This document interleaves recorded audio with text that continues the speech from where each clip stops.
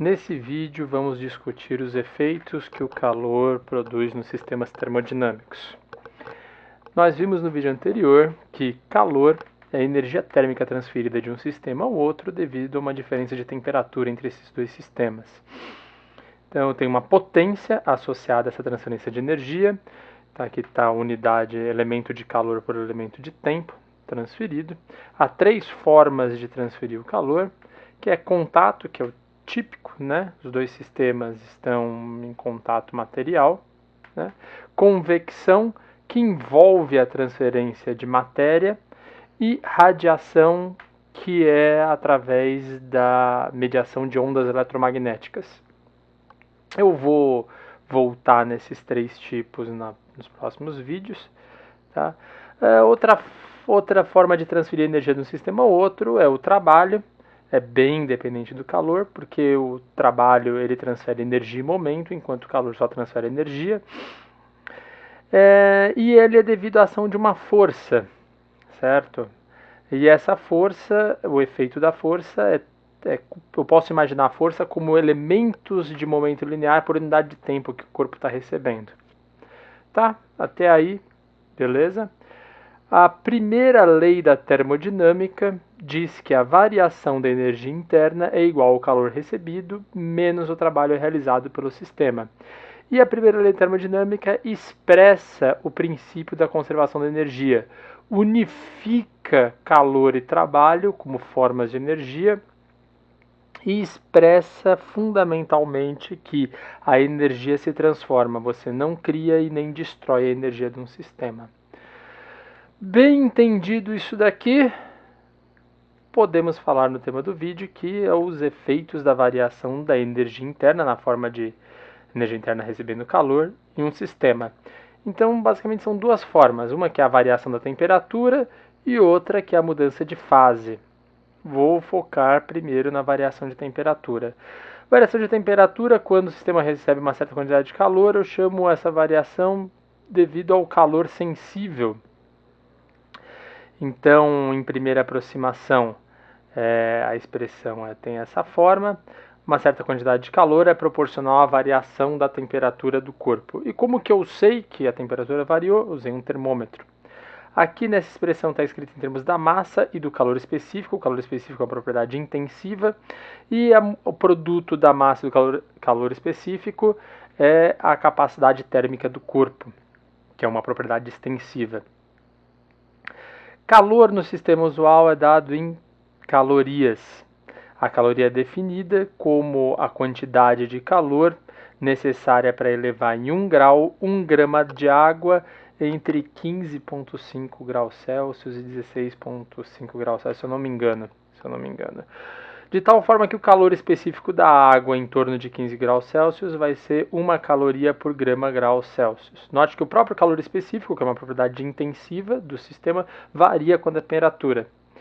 E eu sei a quantidade de calor transferido, certo? Através dessa variação de temperatura, e esse é o princípio de funcionamento do calorímetro.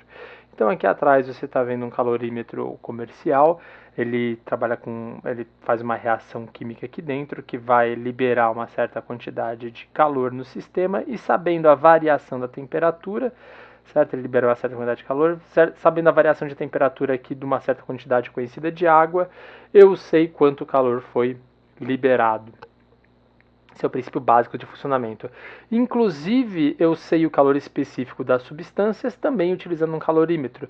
Eu coloco uma certa substância num banho térmico com uma temperatura conhecida, por exemplo, 100 graus Celsius, eu sei que a água está fervendo, daí eu tiro a minha substância, o meu material, e coloco num banho térmico, por exemplo, a 25 graus Celsius, ligado a um termômetro, e vejo a variação da temperatura no sistema. É claro que eu tenho que isolar isso daqui para que o calor saia do meu material, que eu quero saber o calor específico, para a água. Mas isso é outra história. Tá, então a gente sabe que o efeito do calor é variar a temperatura, um deles é o calor sensível, mas ele também produz mudança de fase, certo? Quando acontece mudança de fase, a temperatura é constante. Então, por exemplo, se eu pegar gelo e começar a fornecer calor para o gelo começa a se transformar em água. Se eu fizer esse processo bem lentamente, de forma que eu sempre esteja no equilíbrio termodinâmico, eu vou ter uma fase de coexistência entre o gelo e a água, e a temperatura do conjunto vai ser 0 graus Celsius. Eu sei, portanto, que durante a mudança de fase, eu uso um termômetro para saber, eu sei que durante a mudança de fase não varia a temperatura. Então, de sólido eu vou para líquido, de líquido eu vou para gás, de gás eu vou para plasma. Plasma é o estado em que a energia cinética, a energia térmica é tão alta que as partículas, os núcleos atômicos estão se desfazendo. Não os núcleos atômicos, perdão, os átomos, as eletrosferas, os elétrons estão se dissociando dos átomos. Tá? Eu estou ionizando a matéria aqui. Vapor é um estado gás, mas se eu aumento a pressão, ele se liquefaz. O gás, se eu aumentar a pressão, ele não se liquefaz.